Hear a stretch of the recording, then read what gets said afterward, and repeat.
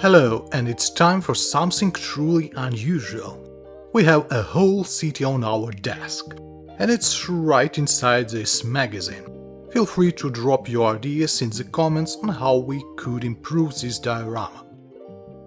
It's a city, so there is a quite wide field for creativity. A model of the ancient Roman city of Glanum. And this city actually existed in Gaul in the south of France during Roman times. On the front cover of the magazine we have a bright picture, even a photo of the finished diorama of this city. Some of the buildings have interiors and you can take off their roofs to see what's inside. You can also see the features that are included with this model.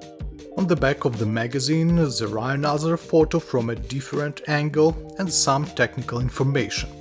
A list of buildings and city parts included here, information about the scale, which is roughly 1 to 200, quite a popular scale for paper models, especially for ship models. We could probably place a few destroyers next to it later. Actually no.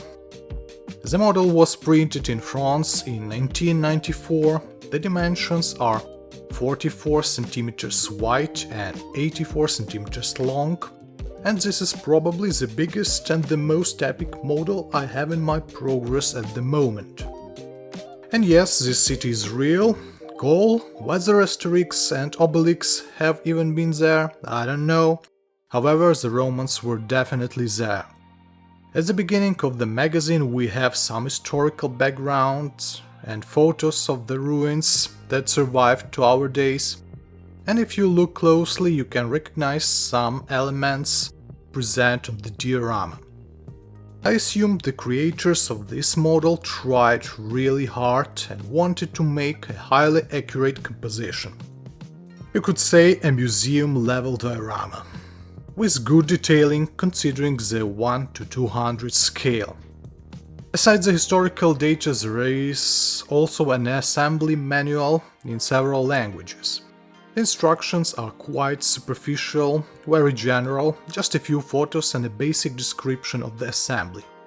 But honestly, the photos inside the magazine are enough for the build, and the pictures on the front and back covers of the fully assembled city are especially useful. And then, right after the historical data and instructions, we have a bunch of sheets with the printed paper parts. Let's discuss a few key features of this model. First of all, we have printed figures here, also they are only one-sided.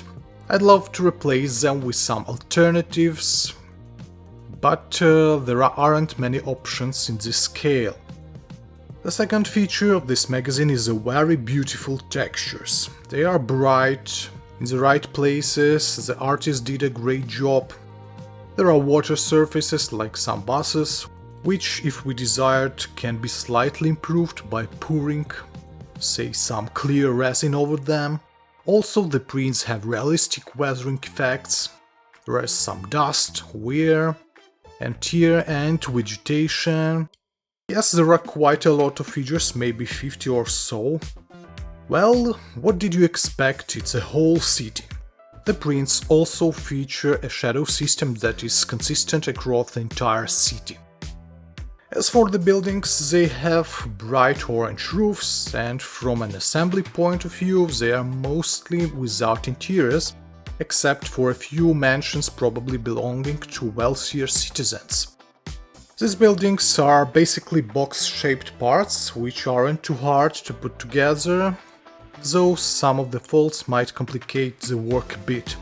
There are also large open areas like the forum, which has a massive open space and a bunch of columns around it, as well as additional structural support parts.